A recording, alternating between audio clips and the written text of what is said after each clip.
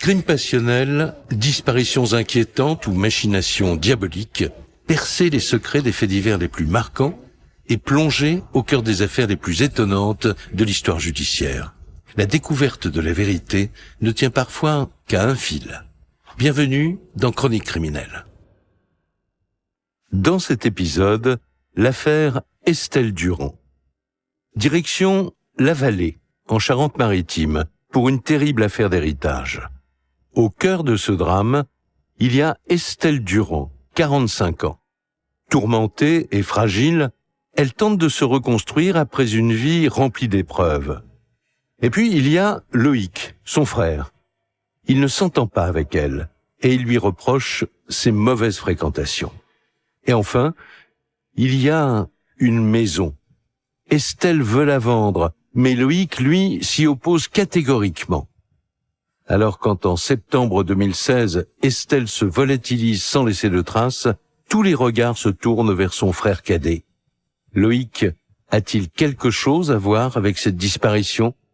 La réponse dans ce podcast inédit de Chroniques criminelles. Lundi 5 septembre 2016, en plein milieu de la nuit. Un homme essaie de reprendre ses esprits. Des images violentes tournent en boucle dans sa tête. Derrière les murs de cette maison, il vient de commettre l'irréparable.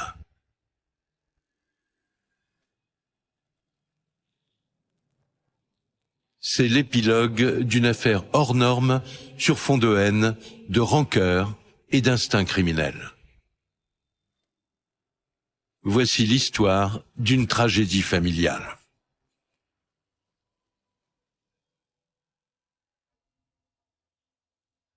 Tout commence à La Vallée, un petit village typique de Charente-Maritime, niché en plein cœur des marais. Dans les années 70, André Durand s'installe avec sa femme dans cette maison qui appartient à sa famille depuis des générations. Le foyer est modeste, mais le couple est comblé par la naissance de plusieurs enfants. Il y avait les parents Durand, qui avaient donc 3 enfants, donc Stéphane Durand qui était l'aîné, Loïc Durand et Estelle Durand. Anne Glaudet, avocate des parties civiles. Alors madame était cantinière et monsieur travaillait à la brigade militaire de Rochefort. C'était quelqu'un qui était très impliqué, monsieur, notamment dans la vie de la commune, puisqu'il a travaillé à la mairie et qu'il était apprécié de tous. Stéphane Durand est l'aîné de la fratrie. Il a aujourd'hui 53 ans et il garde le souvenir d'une enfance heureuse. Mes parents se sont toujours bien entendus.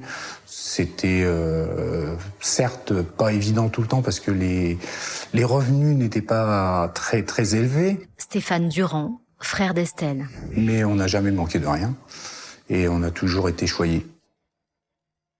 Les 3 enfants grandissent dans des conditions idéales. La maison, située à l'entrée du village, est bordée de ruisseaux et entourée de champs à perte de vue. De quoi faire les 400 coups. Et avec le temps, c'est surtout leur attachement à cette demeure qui unit la fratrie.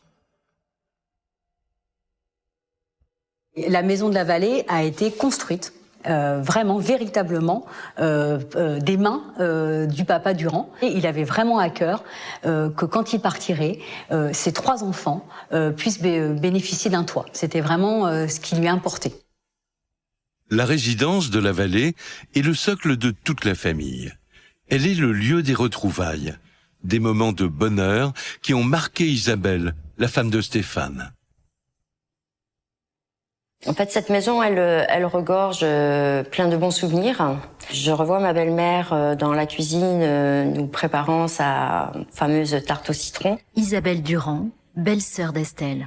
Je revois mon beau-père installé sur le canapé avec Stéphane, Loïc, s'écriant de joie devant un match de foot. C'était vraiment une maison pleine de vie. À l'âge adulte, les enfants Durand prennent des chemins différents. Stéphane embrasse une carrière militaire, Estelle espère devenir judoka, et Loïc, le petit dernier, enchaîne les missions en intérim. Puis ils fondent tous une famille, mais toujours dans la région. et ils continuent de se réunir dans la maison de leur enfance pour les grandes occasions. Mais alors qu'ils ont la quarantaine, cette vie de famille heureuse est sur le point de voler en éclats. En 2015, ils perdent coup sur coup leurs parents. Le papa est décédé il y a peu de temps. Cette maison est l'objet de la succession entre les 3 enfants et chacun, participe, à l'entretien de cette maison. Et Estelle a grand plaisir à aller passer des moments là-bas dans cette campagne puisqu'elle habite normalement à Saintes. Estelle vit à moins d'une demi-heure du village, alors elle s'y rend régulièrement. Ses frères y viennent aussi à tour de rôle, car cette maison reste le symbole de leur histoire. Pourtant, elle est sur le point de devenir le théâtre de tous leurs malheurs.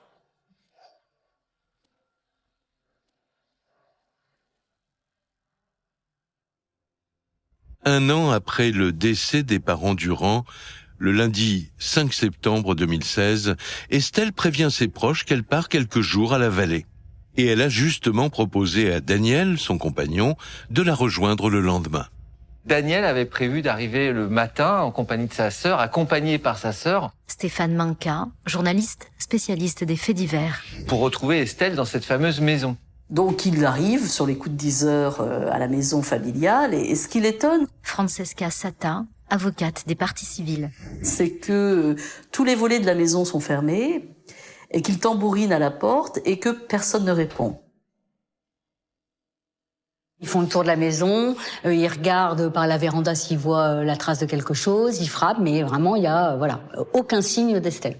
Et donc à ce moment-là, n'obtenant toujours pas de réponse, Daniel décide d'appeler les pompiers. Stéphane Boucher, journaliste spécialiste des faits divers. Parce que il redoute que Estelle ait eu un accident domestique, qu'elle ait fait un malaise à l'intérieur et qu'elle soit pas en mesure de répondre. Très vite, les pompiers arrivent sur place. Ils forcent un volet pour rentrer dans la maison. Puis ils fouillent toutes les pièces à la recherche d'Estelle. Tout est à sa place.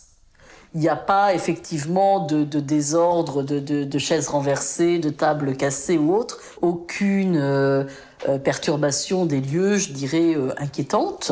Il n'y a pas Estelle. Estelle n'est pas dans la maison.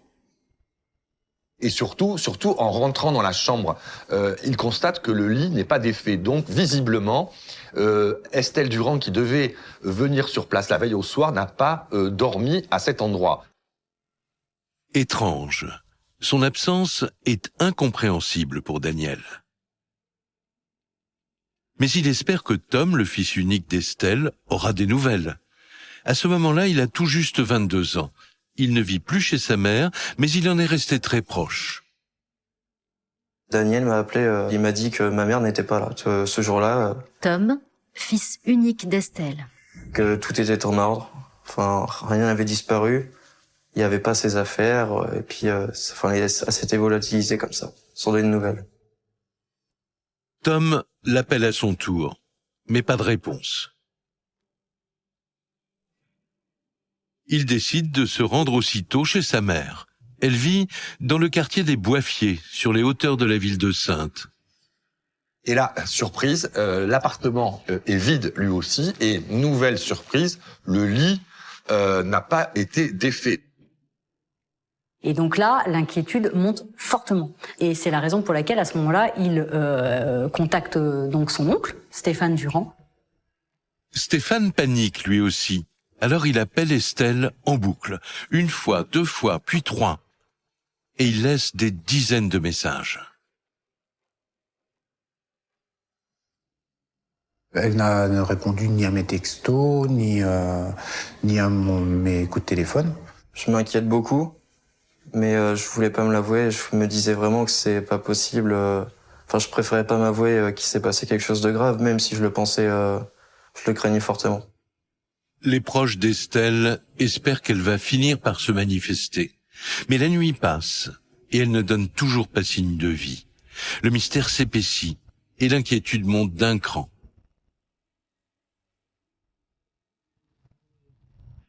Le lendemain de sa disparition, Tom et son oncle Stéphane alertent la gendarmerie. C'est l'adjudant-chef Monjou qui recueille leurs témoignages. Donc on a en face de nous Tom qui pleure, voilà, qui nous dit c'est pas normal. Adjudant-chef Monjou, commandant de brigade de Saint-Porcher. Ma mère m'appelle très souvent, enfin de manière quasiment quotidienne. Là depuis dimanche ou lundi, il a plus de nouvelles de sa mère. Je prends cette disparition comme très inquiétante.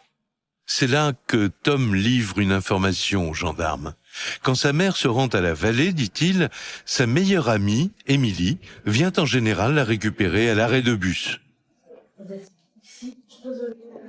Pour s'en assurer, l'adjudant-chef Monjou décide de l'interroger.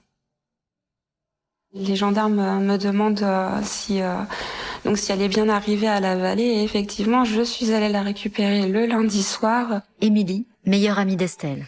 Elle était bien chez elle avec son sac à main et son gros sac de voyage vert, comme d'habitude, toujours les mêmes affaires. Et après, une fois qu'elle est là-bas, elle avait que son petit programme de prévu, c'était se mettre devant sa petite émission télé. N'oubliez pas les paroles de Nagui, c'était une émission qu'elle adorait.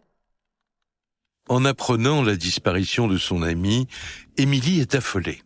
Et elle part à son tour à la recherche d'Estelle.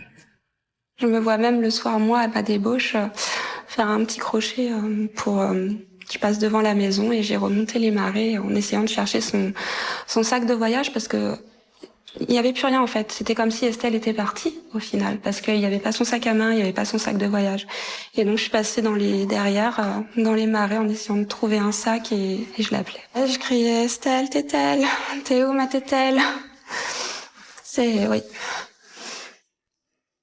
Aucune réponse. Estelle semble s'être volatilisée. Émilie est bouleversée. À ce stade, tous les scénarios sont possibles. Et si en réalité il était déjà trop tard pour la retrouver? Car les gendarmes s'apprêtent à découvrir qu'elle est une femme imprévisible et tourmentée.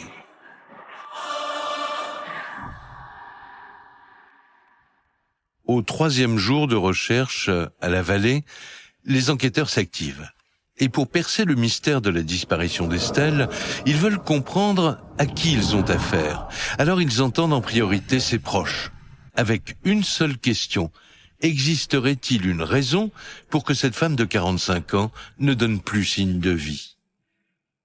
Ma mère, c'était quelqu'un de joyeuse, de très joyeuse. Estelle était très très dynamique, très chaleureuse. Isabelle Durand, belle-sœur d'Estelle. Très généreuse. On avait l'impression en fait qu'elle souriait avec son regard. Pour Noël, on se retrouvait tous et tous les enfants étaient là. Stéphane Durand, frère d'Estelle. On savait qu'elle n'avait pas beaucoup d'argent et elle mettait un honneur à nous faire des cadeaux quand même. C'est quelqu'un qui a un cœur énorme. C'est ma meilleure amie. Voilà, pour moi, il n'y aura pas d'autre femme. Je peux avoir des bonnes amies, je pourrais en avoir, mais ma meilleure amie, c'est Estelle. Tous les proches décrivent une femme aimante. Les enquêteurs ne voient pas pourquoi elle les aurait abandonnés sans donner d'explication. Mais au fil des auditions, ils découvrent aussi son côté sombre. Estelle aurait-elle été rattrapée par de vieux démons? En creusant un peu plus loin dans la biographie, dans la vie de la disparue d'Estelle Durand, les enquêteurs se rendent compte que tout n'était pas peut-être si scintillant. C'est aussi une femme qui a été très abîmée par la vie. Stéphane Manca, journaliste spécialiste des faits divers. Et qui a été, sur de grandes périodes, alcoolique, voire lourdement alcoolique. Cette dépendance à l'alcool pourrait bien être la clé de l'énigme. Joseph Agostini est psychologue et il nous explique comment Estelle a pu en arriver au point de mettre sa vie en danger. Estelle, c'est une petite fille pleine d'ambition. C'est une adolescente qui va faire sport-études, qui va aller en pension à Angoulême pour assouvir sa passion du judo. Joseph Agostini, psychologue. Elle veut devenir judoka. Mais à ce moment-là, elle a 19 ans et elle va faire la fête. Il y a un moment où ça a basculé. Anne Glaudet, avocate des parties civiles. Et malheureusement, elle est tombée dans l'addiction de l'alcool. Son rêve, devenir championne de judo, vole en éclats. Et c'est à partir de là que la jeune fille sombre. Les années passent. Estelle devient maman et elle élève Tom, du mieux qu'elle peut. Petit à petit, elle tente de reprendre sa vie en main. 5 mois avant sa disparition, elle entre en cure de désintoxication pour le plus grand bonheur de ses proches. Sauf qu'à la sortie, elle replonge. Et l'alcoolisme, c'est un véritable serpent qui tourne autour de sa proie. On s'en défait vraiment jamais. Il est toujours là, autour. Le fait qu'elle n'ait pas su lutter contre cet alcoolisme, qu'un soir, seule, par exemple, elle ait trop bu et qu'elle se dise décidément je ne dompterai jamais mes démons. Il y a peut-être eu un désarroi, une angoisse, quelque chose d'un je n'y arriverai jamais, quelque chose d'un jamais plus. La thèse du suicide devient l'hypothèse numéro 1. À ce moment-là, le directeur d'enquête ordonne des battues de grande ampleur. Pour des raisons professionnelles, l'adjudant-chef a choisi de garder l'anonymat. C'est donc en toute discrétion qu'il nous fait part pour la première fois des recherches qu'il a supervisées. Donc les lieux étant isolés et avec une multitude de plans d'eau. Directeur d'enquête de la brigade de recherche de Saintes. Les premières recherches vont s'orienter avec des chiens de piste et des survols en hélicoptère. Vraiment, le coin s'y prête. C'est un endroit finalement assez humide, avec beaucoup de zones à risque. On fait des battues, les gendarmes quadrillent le terrain. Stéphane Boucher, journaliste, spécialiste des faits divers. Et on ne trouve absolument rien, absolument aucun indice qui puisse éclairer d'une façon ou d'une autre cette mystérieuse disparition. Mais de son côté, Tom, le fils d'Estelle, en est convaincu. Elle n'a pas pu vouloir en finir. Et cela pour une excellente raison. Il venait d'annoncer à sa mère la plus belle des nouvelles. Quand elle a appris qu'elle allait être grand-mère, elle était vraiment heureuse. Tom, fils unique d'Estelle. Elle l'a très bien pris, elle était vraiment heureuse de ça, quoi. Pour elle, c'était toute sa raison de vivre, en fait. Elle attendait que ça, la naissance. Et elle nous en parlait vraiment, c'était au plus profond d'elle-même. Elle voulait être grand-mère. C'est vraiment impossible qu'elle se souffle du mal d'elle-même.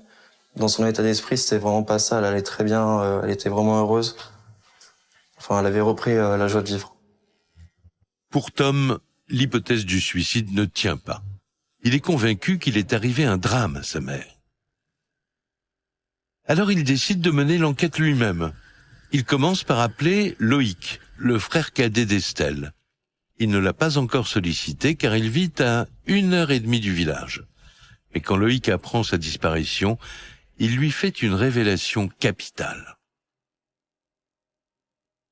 Loïc dit que oui, il a eu contact avec sa mère ce fameux 5 septembre, le soir où elle devait arriver dans la maison, qui se sont parlé au téléphone et que Estelle lui a demandé de lui ramener des clés parce qu'il serait parti avec des clés qui ouvraient certaines portes de la maison et pas d'autres. Et donc, un peu excédé, il serait venu le soir assez tard finalement lui amener ses clés et qui serait reparti un peu plus tard dans la nuit. Tom raconte cette conversation immédiatement aux gendarmes qui, évidemment, veulent entendre Loïc puisqu'il devient la dernière personne à avoir vu Estelle. Son témoignage risque d'être crucial. Lors de son audition, Loïc confirme. Il s'est en effet disputé avec Estelle pour une histoire de clés. Mais il est formel. Quand il a vu sa sœur à la maison de la Vallée, elle était en parfaite santé. Pourtant, sans le savoir, à ce moment-là, il est le témoin d'un événement qui pourrait bien bouleverser l'enquête. Ce qu'il va dire, c'est que ce soir-là, sa sœur Estelle n'était pas seule. Quand il arrive, explique-t-il, il voit un homme avec elle qu'il n'avait jamais vu, ni d'Ève ni d'Adam, et que visiblement le gars s'appelait Nanou, ou Nano, ou Nanou, quelque chose comme ça. Visiblement, ça serait un surnom. La faible description que nous fait Loïc de cet individu peut correspondre à une personne lambda. Adjudant-chef Monjou, commandant de brigade de Saint-Porcher.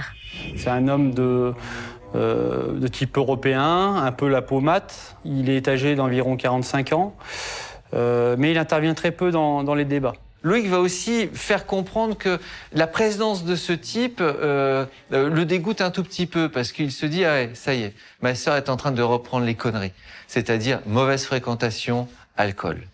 Et donc là, il dit « Moi, j'ai pas envie de voir ça, je suis rentré chez moi ». En tout cas, forcément, l'attention à ce moment-là des gendarmes, et de tout le monde d'ailleurs, c'est qui est ce nanou, qui est ce type qui est venu.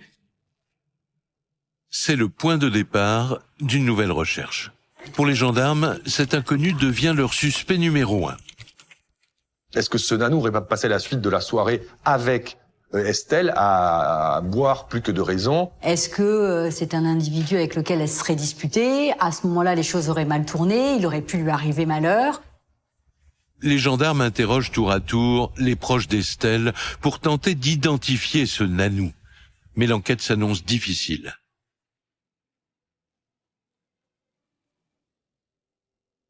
On n'a qu'un surnom, on n'a pas d'adresse, pas de domicile, pas de fréquentation, pas de numéro de téléphone.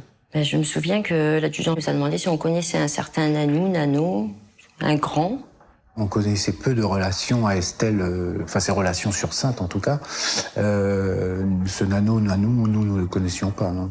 Quand on me dit qu'elle aurait été en présence de cette personne, pour moi, non, c'est inconcevable. Émilie, meilleure amie d'Estelle. Parce qu'elle m'aurait pas caché ça, surtout pour quel intérêt de me cacher l'avenue d'une connaissance, non? Personne n'a jamais rencontré ce fameux nanou.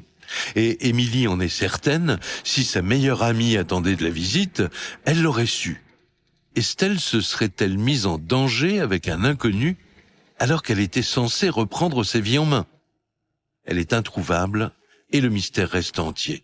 Sauf qu'une découverte terrifiante est sur le point de secouer toute la région et de donner à l'enquête une nouvelle direction. Samedi 10 septembre, 5 jours après la disparition d'Estelle. Les battues ont cessé, mais un événement vient relancer toute l'affaire. On est à 5 km à peu près du village de la Vallée, dans un coin qui s'appelle, une localité ou un hameau qui s'appelle Saint-Hippolyte. Et il y a une dame qui fait du vélo avec sa petite fille et qui doit s'arrêter parce qu'elle a un petit problème technique de dérailleur. Et là, tout de suite, elle sent comme une odeur pestilentielle, mais quelque chose de vraiment très écœurant, quoi. Et elle va chercher à savoir d'où vient l'odeur. Francesca Sata, avocate des parties civiles. Parce qu'elle est tout à fait particulière, cette odeur. Elle s'approche et elle voit ce qui semble être clairement un morceau de barbac, quoi. Un morceau de barbac de une quinzaine, une vingtaine de centimètres de hauteur sur à peu près 1 mètre de long. Elle n'arrive pas trop à identifier ce que c'est. En tout cas, il y a toujours cette odeur épouvantable de pourriture qui règne à cet endroit. Et elle va dire tout de suite à sa petite fille, il faut qu'on parte de là, je sais pas ce que c'est, mais en tout cas, ça sent très mauvais, partons de cet endroit-là. Sur le chemin du retour, cette grand-mère cogite. Cette vision d'horreur la hante toute la nuit, au point d'en faire des cauchemars. Alors, tôt le matin, elle décide de retourner sur place pour se faire une idée. Coup de chance, elle tombe sur un ami à elle qui est chasseur, et donc ils vont ensemble à l'endroit où elle a aperçu cette masse noirâtre et où elle a senti cette odeur absolument épouvantable. Stéphane Boucher, journaliste, spécialiste des faits divers. Et là, plus de masse noirâtre. En tout cas, ce qu'elle avait vu la veille a disparu. C'est troublant, car elle en est sûre, c'est bien ici, sous des branchages, qu'elle a fait hier sa découverte. Les deux amis décident alors de jeter un œil aux alentours. Ils inspectent un peu la brave dame et son ami chasseur et ils tombent sur des os. Des os plus ou moins calcinés, en partie calcinés. Et ces os vont le frapper tout de suite parce que là, il est formel. Stéphane Manca, journaliste, spécialiste des faits divers. Dis-moi, je connais tous les animaux de la région. Ce ne sont pas des os, en fait, d'animal sauvage ou quoi que ce soit. Et donc, s'il ne s'agit pas d'un animal, c'est nécessairement des os humains. Aussitôt, ils appellent les gendarmes qui gèlent la scène dès leur arrivée. Pour les experts, aucun doute possible. Il s'agit d'un squelette humain. Une analyse est demandée en urgence pour comparaison avec l'ADN de la disparue. Et le résultat tombe le soir même. Ce qui reste en réalité de sang humain ne laisse aucun doute. Il s'agit de celui d'Estelle. Là, on passe de la simple disparition de personnes majeures à un scénario de film d'horreur. Hein. Qu'est-ce qui s'est passé? Pourquoi ces ossements? On peut penser que le corps a été démembré. Donc là, l'enquête change totalement de dimension et on passe d'une disparition inquiétante à un crime absolument épouvantable. Estelle aurait donc été assassinée et à seulement quelques kilomètres de chez elle. Pour les gendarmes, c'est peut-être dans cette maison de famille que le drame se serait noué.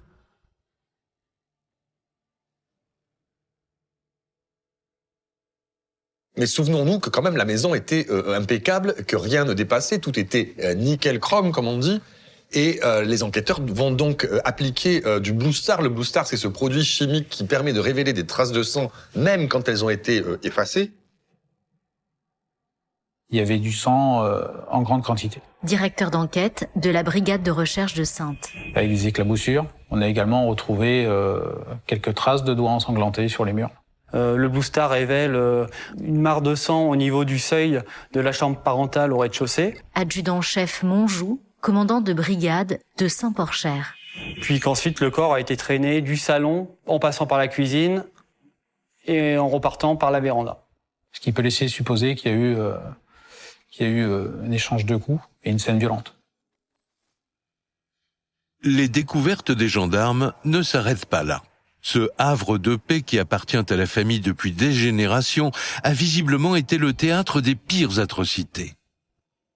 En fin de compte, en sortant de la maison, en face de la porte de la véranda, donc il y a un petit amas de végétaux. Et lorsqu'on cherche un peu plus loin, on défait ce amas de végétaux et là on voit un brûlot que l'on estime assez récent. Ce brasier, qu'est-ce qu'on en voit? On voit qu'il y a de la suie, c'est calciné. Et en cherchant, avec un bâton, on découvre un os. Et puis après, plusieurs ossements dans ce brûlot. Et détail absolument sordide, c'est qu'en fait, c'est à la place du bac à sable où les trois frères et sœurs jouaient quand ils étaient enfants. Et la confirmation est sans appel. Les ossements retrouvés dans le brasier appartiennent bien à Estelle.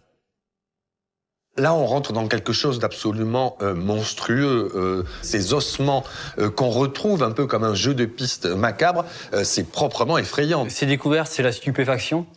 Tout le monde est dans l'émoi. Que s'est-il passé dans cette maison? Qu'est-il arrivé d'Estelle? Le tueur aurait donc cherché à faire disparaître le corps d'Estelle en le brûlant pour effacer les traces de son crime. Puis il aurait ensuite dispersé les morceaux de son cadavre. Les enquêteurs s'apprêtent à faire cette annonce terrible à la famille.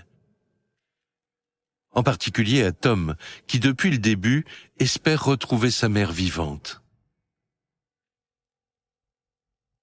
J'ai appris ça par un message que ma mère était décédée à 8h du matin, donc je voulais pas le croire. Je me suis dit, c'est un cauchemar, c'est pas possible. Tom, fils unique d'Estelle.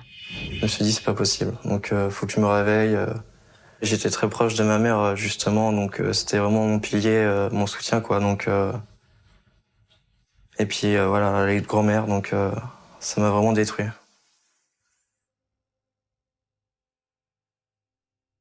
Et on est dans un autre monde, quoi. C'est irréaliste. Stéphane Durand, frère d'Estelle. Pour moi, c'était irréaliste qu'une telle chose ait pu se produire dans la maison de mes parents, enfin dans notre maison. Et Stéphane m'a envoyé un SMS en me disant « Ma sœur a été retrouvée ». Isabelle Durand, belle-sœur d'Estelle. Avec 3 points de suspension morte.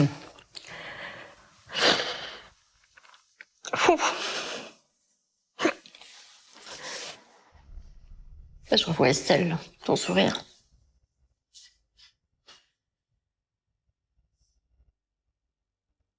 Mais la famille n'est pas au bout de ses peines.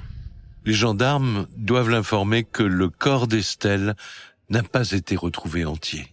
Donc ils nous apprennent en fait que son que son corps aurait été démembré. Excusez-moi, j'ai du mal à dire ça, c'est quelque chose qui, pour moi, encore est... Émilie, meilleure amie d'Estelle. Et là, c'est totalement irréel, on est dans le macabre au plus, enfin,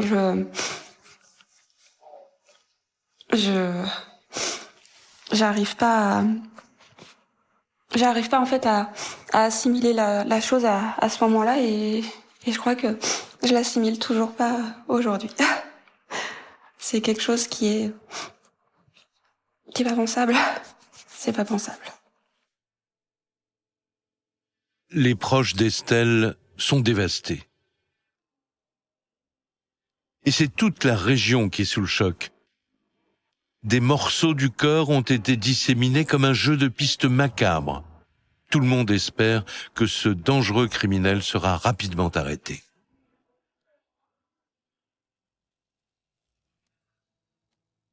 Au lendemain de la découverte du corps, les gendarmes reprennent leurs investigations et ils commencent en priorité par une enquête de voisinage.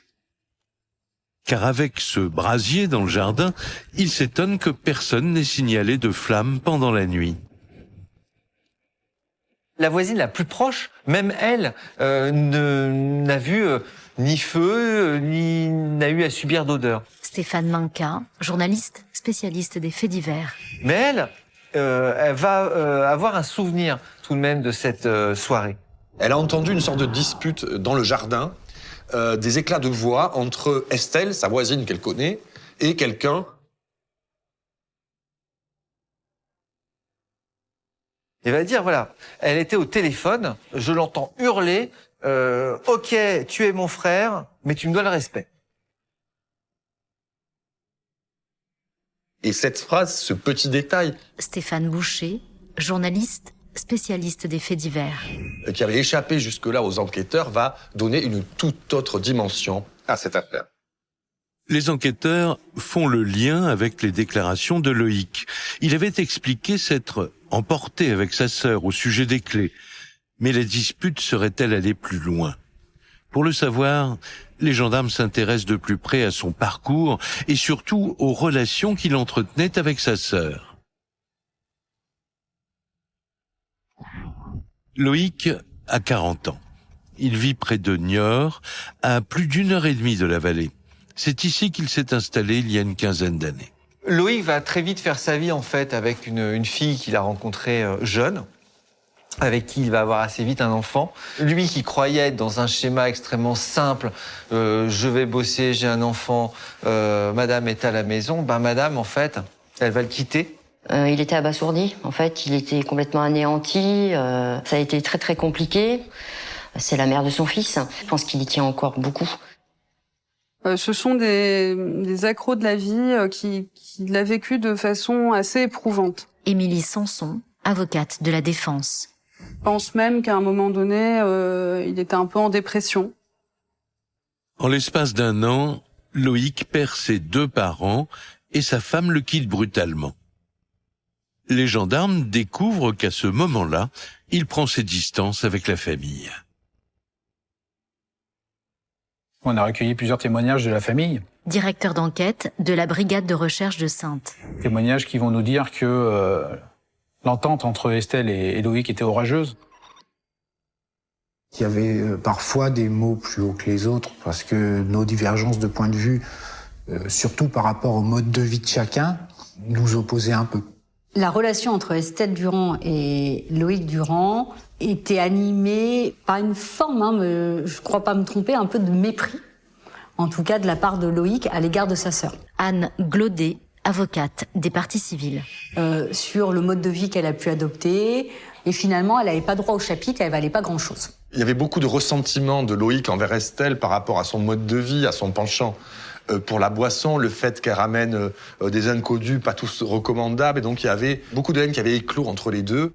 Il considérait qu'il était illégitime quelque part. Francesca Sata, avocate des parties civiles. Qu'une autre personne que lui puisse habiter dans cette maison, et surtout pas Estelle. Pour les gendarmes, c'est la maison familiale qui est à l'origine de la discorde. Loïc aurait souhaité la garder intacte comme un sanctuaire en hommage à leurs parents. Pour lui, Estelle aurait souillé leur mémoire en se livrant ici aux pires excès. Et il serait devenu impossible pour eux de s'entendre sur le devenir de cette maison. On s'est posé des questions forcément puisqu'on était chacun propriétaire à un tiers de ce qu'on allait faire de cette maison. Stéphane Durand, frère d'Estelle. Loïc voulait absolument la garder, Estelle voulait la vendre. Moi j'étais au milieu, j'essayais de tempérer les choses. Estelle aurait souhaité la vendre parce qu'elle avait quand même des problèmes financiers pour essayer de se remettre à flot financièrement, ce à quoi Loïc était tout à fait opposé. Stéphane étant un peu en retrait, mais en tout cas, il y avait vraiment une animosité très forte entre Estelle et son frère cadet Loïc au sujet du devenir de cette maison. On a pu découvrir qu'il avait pris un rendez-vous avec sa banquière pour tenter peut-être de racheter la part de ses frères et sœurs. Adjudant-chef Monjou, commandant de brigade de Saint-Porcher. Il était très épris et totalement opposé à la vente de cette maison. Mais sa demande de crédit est finalement rejetée. Une déception immense pour Loïc. D'ailleurs, les gendarmes apprennent qu'à partir de là, il aurait changé subitement et adopté un comportement étrange. Loïc était devenu tellement obsessionnel qu'il avait fini quelque part par marquer entièrement cette maison, comme si c'était son territoire. Ce qu'il ne supporte pas chez Estelle, c'est qu'elle embarque des choses pour chez elle. Si bien qu'il va mettre des mots un peu partout, en disant « ne pas toucher ». Ça, ne pas toucher. En fait, il y en avait partout. Il y avait des post-it partout dans la maison. Isabelle Durand, belle-sœur d'Estelle. Sur les meubles, sur les murs, sur les radiateurs, sur les portes, pour des objets qui avaient soi-disant disparu. Et on s'est demandé ce qui lui était passé par la tête de mettre des post-it partout. Je dirais qu'au moins 200 à 300 morceaux de papier recouvraient les différents objets présents dans l'habitation. L'idée de perdre non seulement cette maison, mais même un couvert simplement de cette maison, ça le rend fou. Il est devenu complètement fou. Tous ces bibelots auxquels Loïc semble attaché n'ont en réalité aucune valeur financière. Mais cette maison serait devenue en quelque sorte un temple sacré, et il en serait le seul gardien. Sur certains messages, il dit où est la machine à coudre, par exemple. La machine à coudre, c'est quelque chose qu'Estelle a ramené chez elle, à Saintes. C'est pas important, une machine à coudre. Il n'y a pas de raison de garder la machine à coudre de la grand-mère dans la maison de la vallée.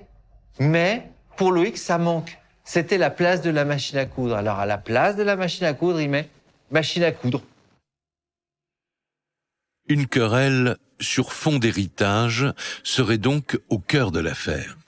Pour les gendarmes, Loïc pourrait avoir un mobile, éliminer sa sœur pour empêcher la vente de la maison et préserver la mémoire de leurs parents. Alors ils veulent l'interroger. Et le 14 septembre 2016, 9 jours après la disparition d'Estelle, les enquêteurs vont l'interpeller à son domicile. Au petit matin, dès 6 heures, donc on met en place une opération. Donc nous arrivons à Réfane, Loïc est présent. Il était dans son canapé en train de dormir. Et là, on lui notifie ses droits. Lorsqu'on lui dit qu'il est placé en garde à vue pour le meurtre de sa sœur, lui, il est sans réaction. Il est là, il clame même pas son innocence, il dit rien. Loïc est emmené directement en salle d'interrogatoire. Les gendarmes ont maintenant 48 heures pour le faire parler. Dans un premier temps, ils le confrontent à la déclaration de la voisine. Le ton serait-il monté plus qu'il n'a bien voulu l'avouer ce soir-là? Il va répéter ce qu'il a dit jusqu'à présent, c'est-à-dire qu'il est venu ce soir-là. Stéphane Boucher, journaliste, spécialiste des faits divers. Qu'il y a eu une sorte de dispute, qu'il a peut-être dit qu'il allait lui mettre sa main en travers de la figure. Mais en tout état de cause, il va déclarer qu'il est parti et que sa sœur était en bonne santé et qu'elle était toujours en compagnie de Nano ou Nanou. Problème, le fameux Nano reste introuvable. Les enquêteurs se demandent si leur suspect n'a pas inventé cette histoire pour brouiller les pistes. Mais Loïc ne capitule pas. Alors les gendarmes passent à la vitesse supérieure. Ils ont en main la preuve de son passage au péage, la nuit du crime. Et l'heure de son retour les intrigue. Dans sa première déclaration, Loïc Durand va nous expliquer qu'en fait, il est juste venu rendre les clés de sa sœur, qu'il s'explique avec elle et qu'il est reparti. Mais le problème, c'est que s'il dit être resté quelques minutes uniquement pour cette histoire de trousseau de clés, on devrait le voir repartir dès grand maximum 23 heures. Or Loïc rentre bien plus tard dans la nuit, à 5 heures du matin.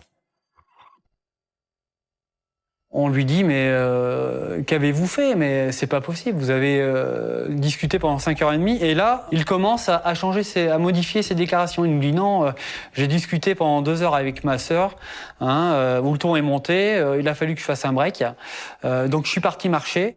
On voit que Loïc ne lâche rien. Il dit qu'il est innocent, qu'il n'a rien à voir avec la mort de sa sœur. Il dit, est-ce que vous me voyez démembrer le corps de ma propre sœur? Et donc ça paraît tellement inconcevable que pour les enquêteurs, c'est un petit peu l'impasse, parce qu'on n'arrive pas à le faire craquer. C'est une course contre la montre. Si Loïc campe sur sa version, les gendarmes risquent de voir le suspect leur échapper à la fin de la garde à vue. Et il ne leur reste plus que 12 heures pour le faire parler. Ils décident donc de changer de stratégie. Aussitôt, ils suspendent l'interrogatoire et demandent l'intervention en urgence de la brigade cynophile. En lui faisant sentir un vêtement de Loïc, le chien arrivera-t-il à détecter sa présence sur la scène de crime? C'est l'opération de la dernière chance. Nous avons l'idée de faire venir un chien renifleur, un chien piste, pour éventuellement voir si son odeur est présente, non pas à la maison de la Vallée, mais bien présente sur les lieux de la découverte d'ossements calcinés vers Saint-Hippolyte. Que le chien, avec la seule odeur de Loïc, Anne Glaudet, avocate des parties civiles. Il marque vraiment un arrêt à l'endroit où les ossements ont été posés, qui s'avéraient être les os d'Estelle. Et là, c'est un peu le coup de génie de cette enquête, quelque part, parce que là, on a quand même un début de scénario, à savoir que Loïc était avec sa sœur et qu'il l'a sans doute prise en charge dans sa voiture et qu'on retrouve son odeur à l'endroit précis de découverte des ossements d'Estelle. Il n'y a donc pas de doute. Loïc était présent sur la scène de crime. De retour à la brigade, les gendarmes en sont sûrs. Avec cette preuve accablante, ils tiennent leur suspect. Ils reprennent l'audition confiants. Mais Loïc a réponse à tout. Il nous dit, la mémoire lui revient. Et oui, effectivement, après avoir passé la soirée avec Estelle, je me suis bien arrêté quelques kilomètres loin parce que j'avais envie d'uriner. Et ça nous paraît d'autant plus bizarre que l'endroit où il a déclaré s'est arrêté pour uriner Directeur d'enquête de la brigade de recherche de Saintes. est à 3 km de la maison de la Vallée et qu'il aurait pu uriner avant de partir. Et là, on lui dit, mais attendez, ça fait quand même beaucoup. Le chien renie votre odeur près de cette découverte d'ossements calcinés de votre sœur. C'est délirant, ça n'a aucun sens. Il est ridicule à ce moment-là, il est ridicule. Loïc est catégorique, il est innocent. Mais avec son odeur identifiée près des ossements d'Estelle, le 15 septembre 2016, il est mis en examen pour meurtre. Pourtant, le dossier est loin d'être bouclé. Et Loïc Durand continue de nier. Alors, début juillet 2017, 10 mois après le meurtre d'Estelle, la juge d'instruction mise sur une nouvelle stratégie pour le faire craquer. Et là, la juge d'instruction va tenter un coup de poker en sortant Loïc de prison pour un simple transfert, et juste pour le ramener dans cette maison. Et je pense que, en tout cas c'est mon sentiment, que la juge d'instruction se disait que peut-être ça provoquerait un électrochoc. Donc on pénètre en comité restreint à l'intérieur de la maison. Adjudant-chef Monjou, commandant de brigade de Saint-Porcher. On lui fait voir toutes les pièces à bord du rez-de-chaussée. Et là, subitement, il demande à avoir un entretien avec son avocate. Loïc est perturbé. Il se retire quelques minutes. Et là, il ressort, il dit oui, c'est bien moi qui ai tué ma sœur. Il est extrêmement ému. Émilie Sanson, avocate de la défense. Il est en pleurs. Il voit des photos de ses parents. Il est en pleurs à l'évocation de ce qu'il a fait. Il y aura une sorte chez lui de déblocage, comme si le fait de revenir dans cette maison Joseph Agostini, psychologue. provoquait en lui une possibilité de se regarder en face, de se regarder dans le miroir de ce crime. Loïc paraît enfin décidé à livrer sa version de cette dernière soirée avec Estelle. Et voici ce qu'il raconte. Ils font le tour de la maison, ils ont une discussion donc sur les petits mots, sur les objets. Le ton est fortement monté, il y a eu des insultes, des reproches faits par l'un et par l'autre. Et c'est là, en fait, où il dit... Stéphane Manca, journaliste, spécialiste des faits divers. Là, d'un coup, ma sœur a été prise de furie. Et finalement, il a peur parce qu'il il est un petit gabarit, lui. Sa sœur, c'est quand même une ancienne judoka, donc il en a peur. À ce moment-là, elle se met à être violente à son égard, elle se met à lui porter des coups. Donc, il se protège, espérant en fait tout simplement se défendre, puis partir. Mais la bagarre monte d'un cran. D'après Loïc, Estelle serait devenue incontrôlable. Et il dit, je la vois se précipiter vers un marteau qui se trouvait là. Bah, il comprend que ça va vraiment dégénérer, que là c'est plus les coups qu'il esquive, mais que elle va se servir du marteau à son encontre. Et là, il a peur. Et il dit, c'est presque comme un réflexe, je m'en suis emparé en premier. Elle tourne le dos à un moment donné. Francesca Sata, avocate des parties civiles. Et il semblerait qu'il lui assène un coup, un seul, c'est ce qu'il dit, sur la tête. Estelle s'effondre, et puis plus rien. Juste un filet de sang qui se répand sur le sol. Loïc en est sûr, sa sœur est morte. Il sort alors dans le jardin pour reprendre ses esprits. Le plus horrible dans cette affaire, finalement, c'est la suite du crime. C'est-à-dire comment un frère peut-il se débarrasser de telle façon du corps de sa sœur. Il dira à la juge, j'avais l'esprit embrouillé, j'étais pas clair. Loïc décide d'effacer toutes les traces de son crime. Il commence par traîner le corps de sa sœur dans le salon jusqu'à la véranda, pour la sortir ensuite dans le jardin. Et là, au milieu du bac à sable, il dépose Estelle sur un tas de bois. Il va asperger le corps d'un mélange d'huile et d'essence qu'il trouve dans le garage de la maison. Stéphane Boucher, journaliste, spécialiste des faits divers. Et là, il va allumer un brasier en pleine nuit et le corps de sa sœur va commencer à se consumer assez lentement. Et pendant la crémation, lui, il nettoie parfaitement la maison.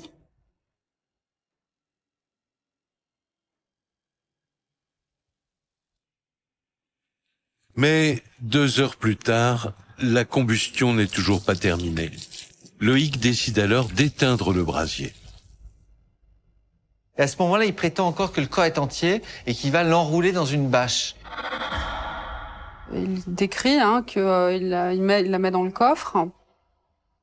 À ce moment-là, il explique qu'il est allé mettre le corps à l'endroit où justement les ossements d'Estelle ont été retrouvés. Il la met dans un fossé, en fait, pas vraiment dissimulé d'ailleurs, il a dit plus ou moins sous des branchages, et il repart. Il prend la route et il arrive chez lui vers 5h30 du matin. Il boit un café et se présente à 9h à son travail, comme d'habitude. Dans la maison de la Vallée, à la fin de son récit, Loïc paraît dévasté. Il dit qu'il n'a jamais souhaité en arriver là. Pour lui, c'est juste une dispute qui a mal tourné. Il ne recherchait pas la mort. Émilie Sanson, avocate de la défense.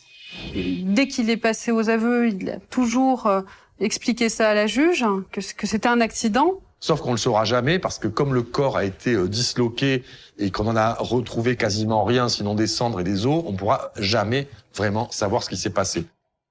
Après 10 mois d'une enquête difficile, Loïc est enfin passé aux aveux. Un soulagement pour les enquêteurs. Mais ils doivent maintenant annoncer la nouvelle à la famille. C'est bien lui le coupable. Et jusque-là, les proches d'Estelle préféraient ne pas y croire. On est au cœur d'une tragédie familiale. J'ai vraiment pas de mots, sentiment de colère. Vraiment un sentiment de colère parce que c'est quelque chose d'horrible, quoi. Faut vraiment être... Tom, fils unique d'Estelle. Être assez fou dans sa tête pour faire quelque chose comme ça, quoi. Faut surtout faire ça à sa sœur, faut vraiment être fou. Je ne sais pas si je pourrais un jour lui pardonner. Stéphane Durand, frère d'Estelle. Moi en fait, depuis que je suis rentré en Charente-Maritime, j'ai perdu tout le monde. La famille se sent trahie. Pendant des mois, Loïc leur a menti avec ce fameux nanou imaginaire. Alors les proches ne croient pas à sa version. Selon eux, il les manipule encore. Il n'aurait pas tué sa sœur par accident. Ils en sont convaincus. Loïc voulait punir Estelle parce qu'elle salissait la mémoire de leurs parents. Loïc Durand, il s'était convaincu de ce qu'elle déshonorait la famille. Anne Glaudet, avocate des parties civiles. Parce qu'il considérait qu'elle occupait de la maison d'une mauvaise manière, en amenant des gens qui finalement faisaient n'importe quoi dans cette maison. Elle n'avait pas le droit de vivre. C'est son chez lui, c'est sa maison, et sa maison ne doit pas être souillée. Et donc tout ce qui peut souiller sa maison doit disparaître. Comme on jette, je dirais, les ordures à la poubelle, c'est un peu ce qui a été fait avec sa sœur. Francesca Sata, avocate des parties civiles. Il l'a brûlée au même endroit qu'on brûle les déchets végétaux, et il s'est débarrassé de ces déchets humains, de la même façon que l'on se débarrasse de poubelles. C'est vraiment des années d'animosité qui, à mon sens, ont permis ce passage à l'acte. Loïc Durand a-t-il tué sa sœur intentionnellement ou est-ce un accident? Ce sera au jury de trancher.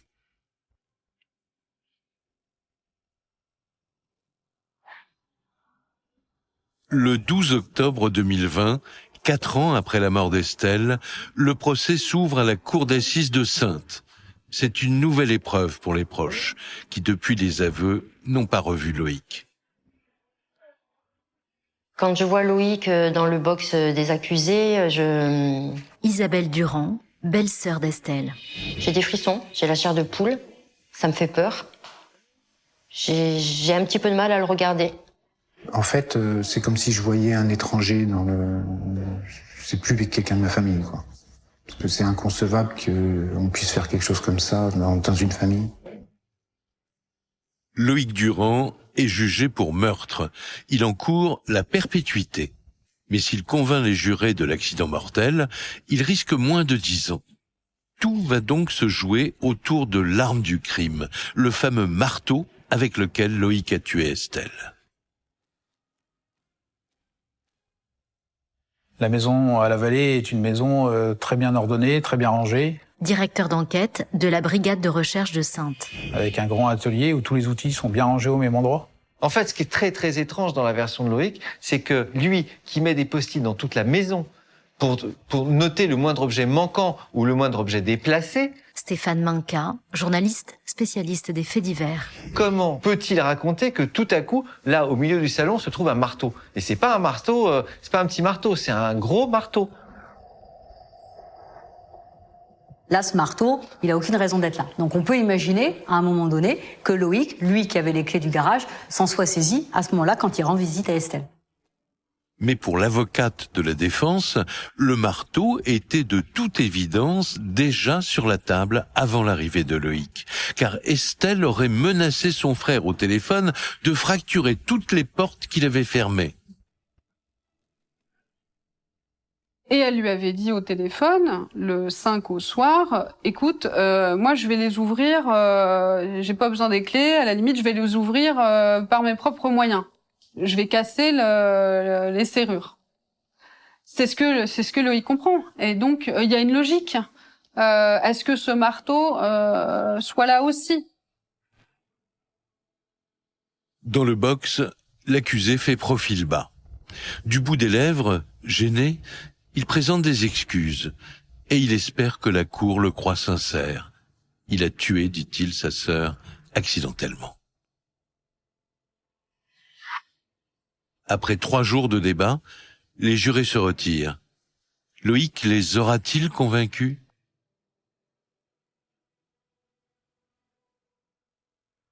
Le 14 octobre 2020, le verdict tombe. Le jury rejette catégoriquement la thèse de l'accident et condamne Loïc Durand à 20 ans de réclusion criminelle pour meurtre.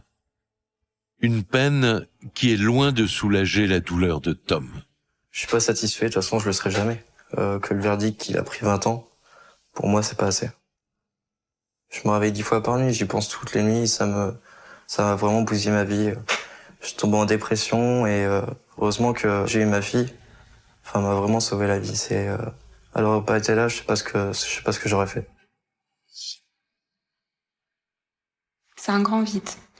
Au jour d'aujourd'hui, enfin voilà, il n'y a pas une journée où je pense pas à elle. Et bon, ça, au final, je m'en sers un peu d'une force, c'est que souvent je me dis. Émilie, meilleure amie d'Estelle. T'es vivante, donc t'as pas le droit de te plaindre. Parce qu'il y a ma tételle qui est là à côté de moi et elle serait là à me dire non, t'as pas le droit de baisser les bras. Le fils d'Estelle et Émilie, sa meilleure amie, continuent d'avancer. La fille de Tom a aujourd'hui 5 ans et elle est sa raison de vivre. Mais pour toute la famille Durand, ce drame reste indélébile. Ça va nous marquer à vie parce que déjà Loïc, en faisant ce genre de choses, a détruit nos vies. On vivra jamais plus comme avant. Les fêtes de famille n'ont plus aucun sens à nos yeux. Elles n'ont plus lieu d'être puisqu'il n'y a plus de famille. Et comme dirait mon mari, il n'a même plus de frères. Donc ouais, c'est dur. À Estelle, si jamais elle peut m'entendre là où elle est, je m'excuse déjà. Parce que j'ai pas peut-être géré comme il fallait. Étant l'aîné de la famille, j'aurais peut-être dû plus chapeauter ou je ne sais pas, prendre d'autres décisions. On était toujours contents de se voir et ça va nous manquer. Ça nous manque d'ailleurs.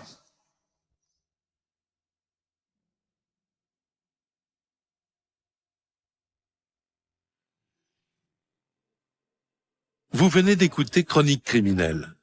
Si l'épisode vous a plu, n'hésitez pas à mettre des étoiles, à commenter ou à vous abonner sur votre plateforme d'écoute préférée.